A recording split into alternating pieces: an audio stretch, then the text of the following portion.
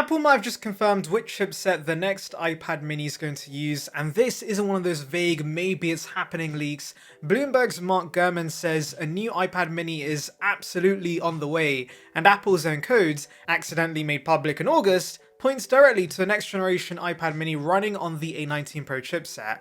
That's the same chip already appearing in the iPhone 17 Pro and iPhone Air, though in slightly different configurations, which is key because it gives us a hint at how Apple's segmenting performance across its devices. The current iPad mini released last year with the A17 Pro was already no slouch. It held up surprisingly well for such a small device. The chip allowed the mini to handle everything from gaming to productivity apps, multitasking, and even some creative workflows without breaking a sweat. But the A19 Pro takes things a significant step further.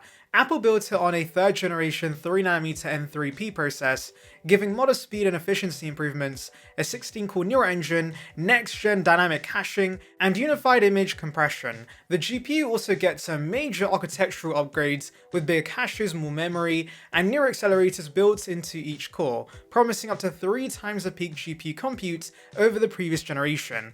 That's a lot of jargon, I know, but in other words, Apple's packing a seriously capable chipset into a device they can hold in literally one hand. Now here's where things get interesting. The A19 Pro exists in multiple variants. The iPhone 17 Pro uses the higher end version with a 6-core CPU and a 6-core GPU, while the iPhone Air has a slightly trimmed down version with 1 fewer GPU core. Since the A17 Pro and the Mini today has 1 less GPU core compared to the iPhone 15 Pro, the iPad Mini 8 likely is going to get the mid-tier version, basically the same as the iPhone Air, which is still a solid upgrade over the A17 Pro. In fact, with the thermal benefits thanks to it being a larger device, it might perform better than the Air when it comes to sustained workloads. RAM is another important factor here. The next iPad mini is expected to get 12 gigs of RAM, which is a major increase over the current model, which offers 8 gigs. This not only gives Apple's AI-driven features, or Apple Intelligence as they call it, plenty of headroom, but also future-proofs the device for several years of software updates. So even if the A19 Pro doesn't revolutionize the iPad mini experience overnight, it sets up a very solid foundation for longevity. For a device that's meant to be portable and light, but still capable for heavy workloads, that combination of a powerful SoC and ample RAM is a huge win. Now let's pause here for a second. If you enjoy these deep dives into Apple's upcoming products, make sure you hit that subscribe button and tap the new hype button. It really helps a small channel like mine reach more Apple fans, and you'll never miss my latest Apple breakdowns, leaks, and launch analysis.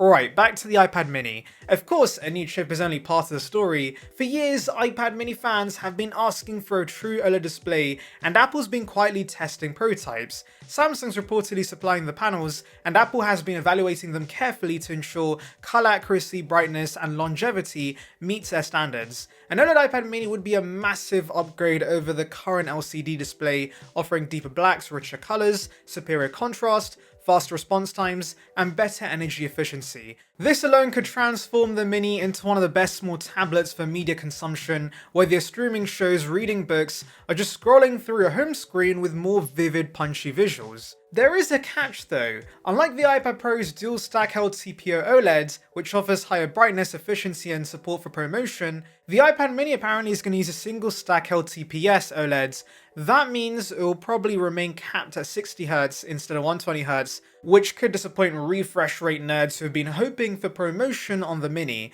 I have my doubts about this though. The base iPhone 17 now has ProMotion, so I don't know what's stopping Apple from bringing ProMotion to its mid-tier iPads. There's also been the odd rumor about the iPad Air gaining a 90Hz panel, which may also apply to the iPad mini, but I see Apple giving us the full 120Hz. I'm going against the rumors, but I'm really hoping I'm gonna be right. Screen size is another topic that's been generating discussion. Rumors suggest the next mini could go from 8.3 inches to around 8.7 inches if Apple adopts OLED and slightly slims the bezels. Personally, I'd prefer they keep the footprint the same and just increase screen size without making the device any harder to hold. Slimmer bezels, more display, and a thinner body thanks to OLEDs would make the Mini even more portable and enjoyable to use without losing the hand-friendly design that has made it such a unique option in Apple's range. So when are we actually going to see this next iPad mini? Well, that's where things get a little messy.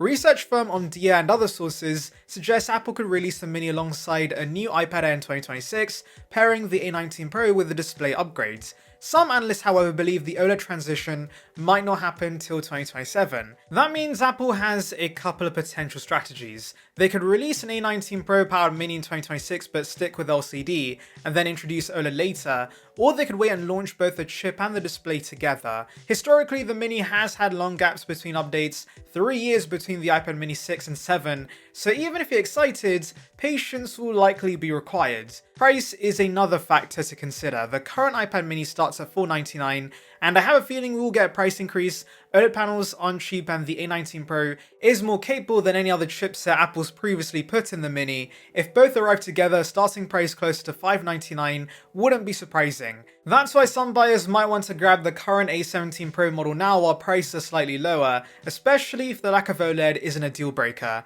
Design-wise, don't expect Apple to reinvent the wheel. The flat edge aesthetic is still modern and feels premium, touch hiding the power button works reliably, and the size is ideal for one-handed usage. If Apple does adopt OLED, slimmer bezels could either shrink the footprint slightly or increase the display size modestly, as I'd mentioned earlier.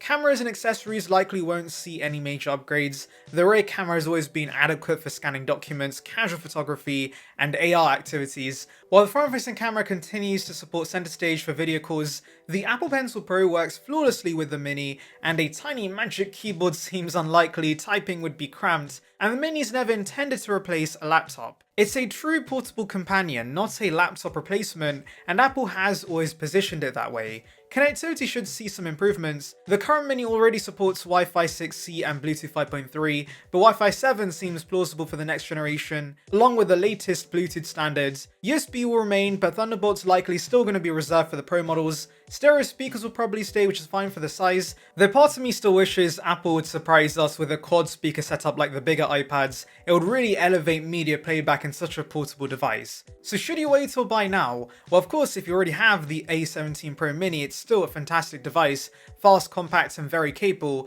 and of course the iPad Mini 8 isn't out yet, so yeah, you hold on to that. If you're using an older iPad Mini or another small tablet, waiting for the A19 Pro model with OLED might make sense, but expect to wait over a year for the full experience. So if you're in dire need of an upgrade, I would say just get the current model on discount and maybe sell that whenever this OLED model launches. It's a classic case of weighing immediate needs versus potential future gains, and ultimately if you need a premium mini tablet right now, you don't have many other options aside from the current iPad mini. The next iPad mini though is shaping up to be a serious little powerhouse.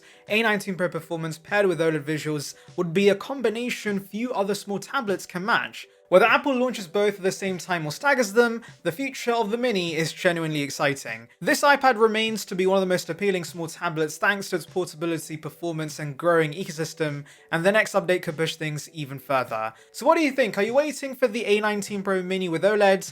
And is 60Hz completely fine if colors and contrast are next level? Do you care more about overall performance, the display, or both? Let me know your thoughts in the comments. If you're already using an iPad mini and you're happy with it, my advice is simple. Watch the next year play out. If you're using an older model, the current A17 Pro is still fantastic upgrades, compact, fast, and now even more affordable than ever. But if you can wait and want the combination of A19 Pro power and OLED visuals, the next generation could be well worth holding out for.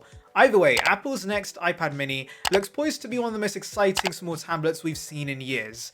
Thanks for watching, and I'll see you in the next one.